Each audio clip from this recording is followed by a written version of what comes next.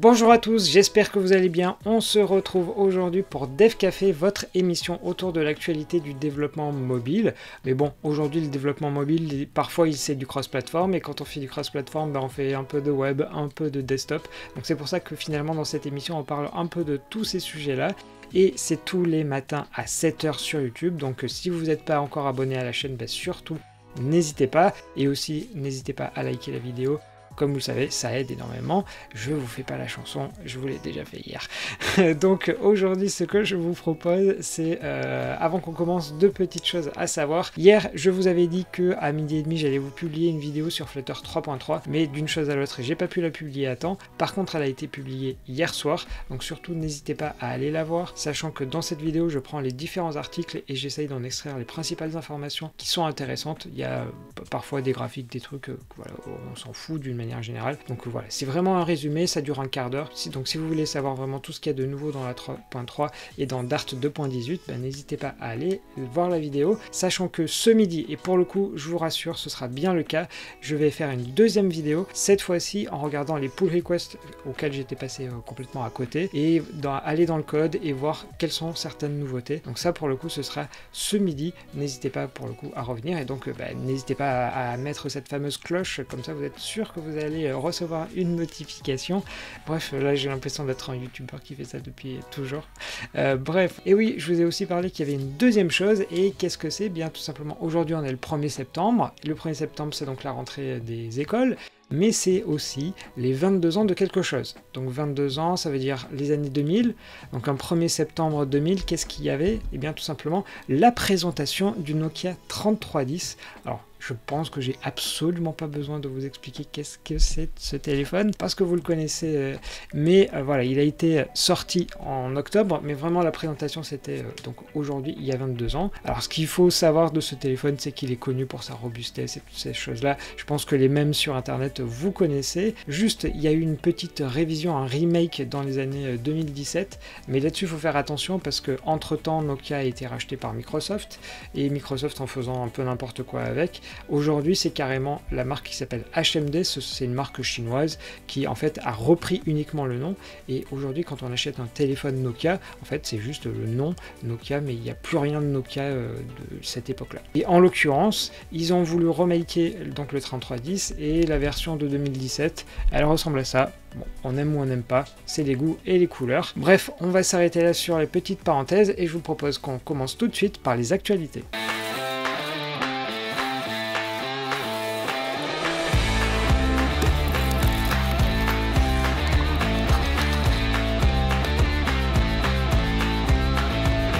On commence ces actualités en s'intéressant à un sondage qui a été publié par Universum, et comme vous pouvez je pense le comprendre, c'est autour des étudiants, du monde étudiant en tout cas, et en effet c'est le cas. Donc la question qui a été posée, c'est tout simplement à ces étudiants qui vont avoir leur diplôme, bien quels sont les employeurs qui les attirent le plus. Et là-dedans, on regarde la catégorie Computer Science, donc informatique, parce que voilà, c'est celle qui nous intéresse d'une manière générale. Et là-dessus, vous voyez que finalement, le top 10, presque, c'est, sans parler du top 10, c'est les GAFA qui arrivent en premier. Et ensuite, bon, voilà, c'est différentes marques. Là-dessus, rassurez-vous, en français, on va dire, on retrouve, ou francophone, on retrouve Ubisoft, par exemple.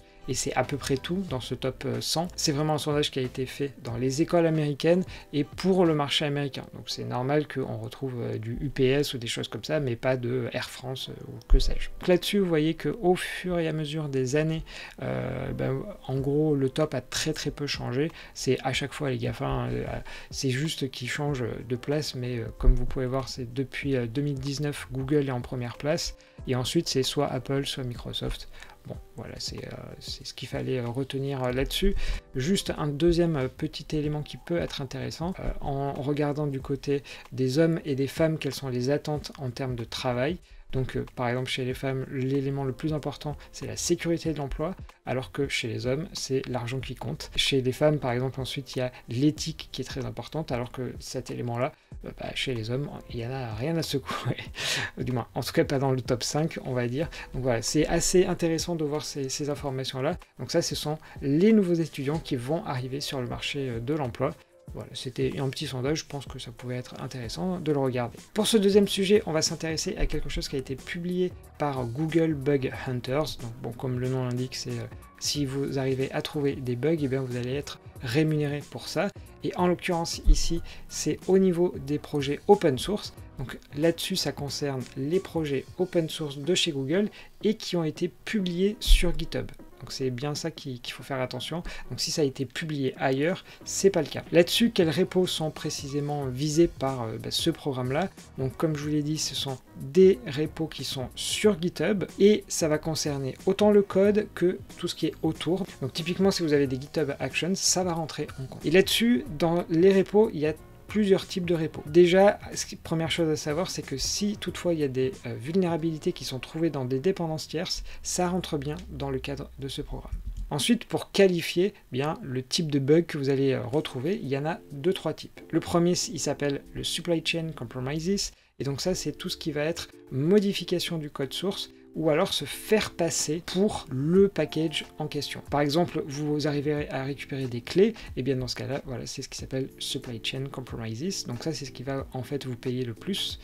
Le deuxième, c'est ce qui s'appelle les Product Vulnerabilities, donc ça c'est par exemple, vous modifiez le produit en tant que tel, et ça peut par exemple atteindre la confidentialité ou les données utilisateurs, donc ça c'est le deuxième volet. Et enfin, il y a ce qu'ils appellent autres, donc comme son nom l'indique, c'est tous les autres problèmes qu'il peut y avoir. Par exemple, il y a un mot de passe faible qui a été mis sur un CI et qui permet ensuite de faire un peu n'importe quoi avec. Donc ça, c'est le troisième type d'issue qu'il peut y avoir. Alors là-dessus, ils indiquent qu'il y a une petite étoile à savoir, c'est que en l'occurrence, ils mettent leur focus sur les projets que vous voyez ici, donc Bazel, Angular, Golang, Protobuf et Fuchsia. Vous allez avoir un peu plus d'argent, parce que pour eux c'est un peu plus important. Mais par exemple, vous avez le projet Flutter qui est sur GitHub, vous allez dans ce cas-là basculer dans ce que eux appellent des projets standards. Et donc là-dessus, qu'en est-il des montants que vous allez pouvoir gagner? Donc ce qu'ils appellent les flagships, donc ça c'est ce que je vous ai indiqué, donc par exemple Fuchsia, vous allez être dans cette catégorie. Donc si vous faites Supply Chain Compromises, c'est jusqu'à 31 000 $. Et si c'est les autres, donc par exemple un mot de passe faible sur un CI, c'est 1000. Et à l'inverse, donc pour la faire simple, c'est à peu près les tarifs divisés par 2 pour les projets standards, donc par exemple Flutter. Là-dessus, ce qu'il faut savoir, c'est que pour Android, en fait sur GitHub, c'est une copie du repo qui est ailleurs. Et dans la mesure où ici, vous voyez qu'il y a des programmes spécifiques pour Android, typiquement ici, je pense que cette partie open source ça ne le concerne pas. Il n'y a rien d'écrit de précis là-dessus, mais a priori c'est pas le cas pour Android.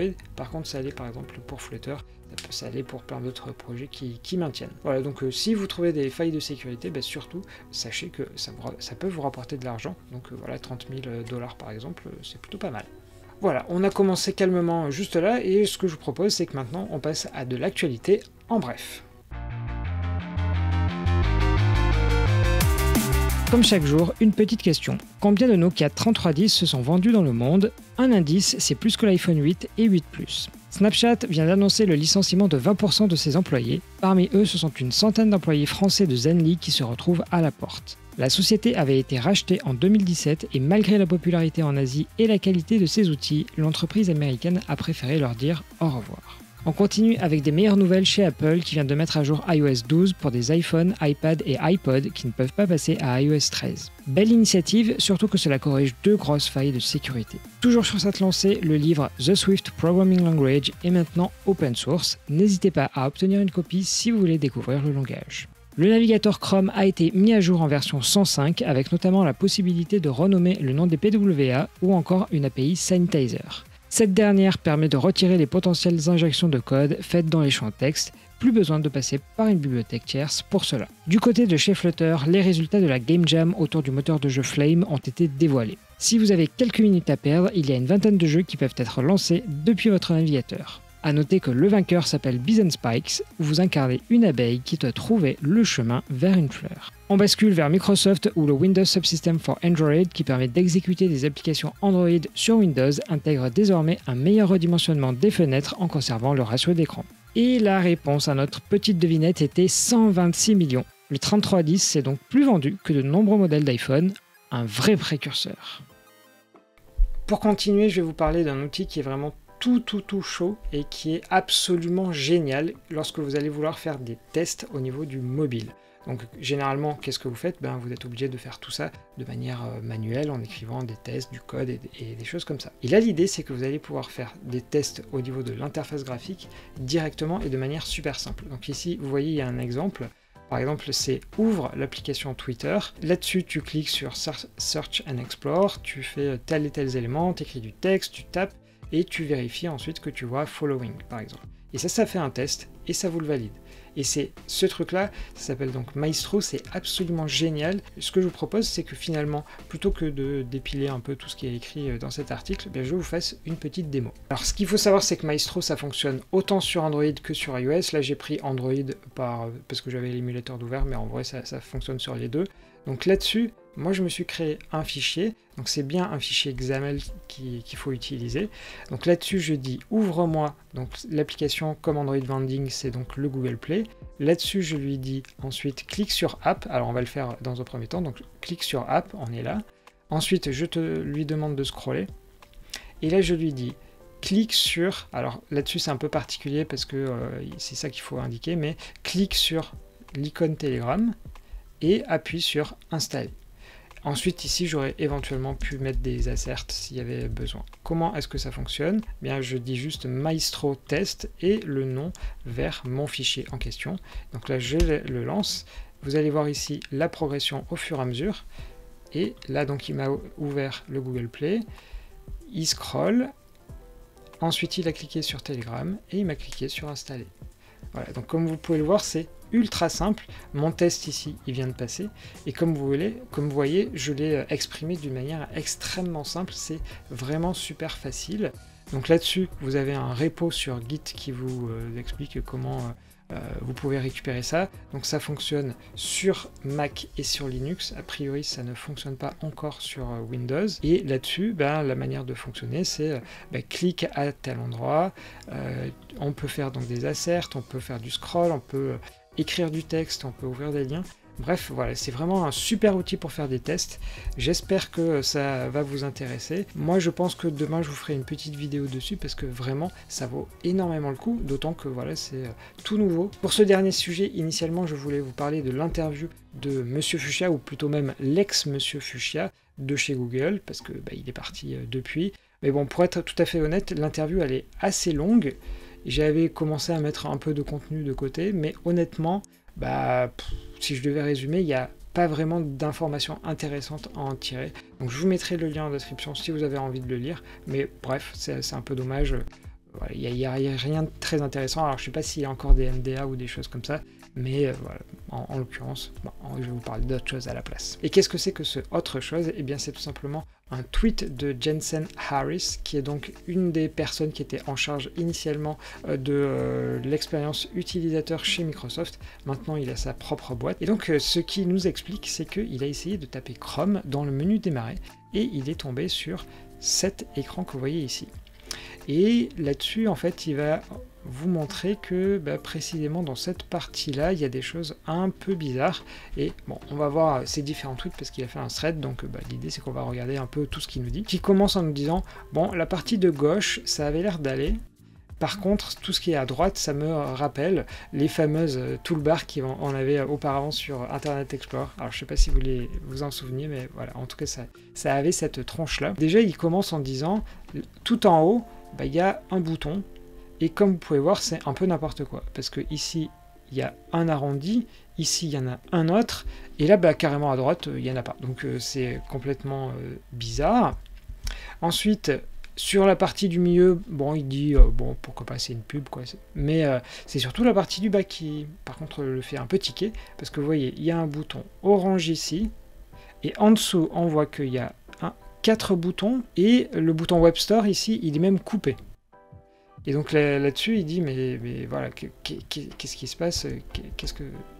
c'est vraiment bizarre tout ça. Donc voilà, ici tout ce que j'ai souligné en jaune, c'est ce que je viens de vous expliquer, voilà, où tous les éléments sont un tout petit peu bizarres. Si vous regardez bien, eh bien chaque bouton a, il y en a certains qui n'ont pas d'arrondi, d'autres qui sont ici, voilà, qui débordent. C'est vraiment aucune cohérence, on dirait que ça a été fait à la va-vite. Et en plus, là-dessus, il termine en disant, on est sur Windows 11, et en l'occurrence, comme vous le savez, sur Windows 11, il y a le menu qui est maintenant passé par défaut au milieu, et là il dit ça en termes de mémoire musculaire pour les utilisateurs c'est pas bien parce que finalement on s'est habitué à ce que le menu démarrer soit en bas à gauche, et en plus il dit que c'est pas bien pour ce qui est de la loi de Fitts. Alors je sais pas si vous connaissez cette loi, et en l'occurrence on va regarder en quoi elle consiste, et pour ça je vous ai trouvé un petit article qui explique en quoi ça consiste. Et en fait c'est relativement simple à comprendre. Cette loi, c'est au plus un utilisateur atteint un élément rapidement, au plus son expérience sera meilleure. Donc en gros, le fait de dire que c'est au milieu, finalement, les probabilités que vous deviez vous déplacer vers cet endroit de l'écran, ça va être plus loin, et donc en termes de loi de Fitts, c'est pas bon. Il vaut mieux quelque chose qui soit près, plutôt que quelque chose qui soit plus éloigné. Et comment est-ce que généralement on fait pour améliorer ça? Donc c'est d'une part réduire la distance, mais ça peut être aussi augmenter la taille de l'élément à récupérer, parce que forcément ça réduira la distance à parcourir. Et voilà, donc typiquement il nous dit que ce menu démarrer il n'est pas fan du tout. Pourquoi? Parce que lui était en charge de l'expérience utilisateur avant chez Microsoft, et donc il a un peu son mot à dire. Et là-dessus, il conclut en nous disant que finalement, en 24 heures, il y a eu des petites modifs, parce que tout ça pouvait se régler à distance au niveau du serveur.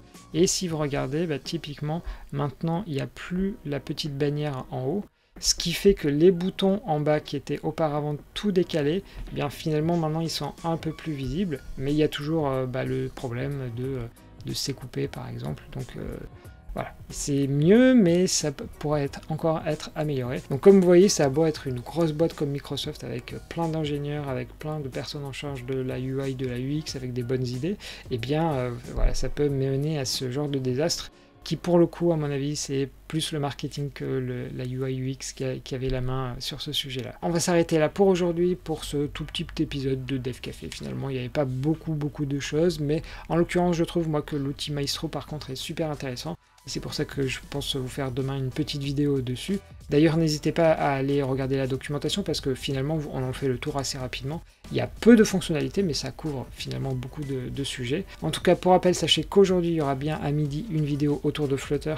Cette fois, c'est sûr, j'aurai le temps de la faire, il n'y aura pas de souci. Et sinon, moi je vous dis à demain. N'hésitez pas à liker la vidéo ou à vous abonner comme d'habitude si vous ne l'avez pas encore fait. Et moi je vous dis tout simplement bonne journée et à demain ou ce midi.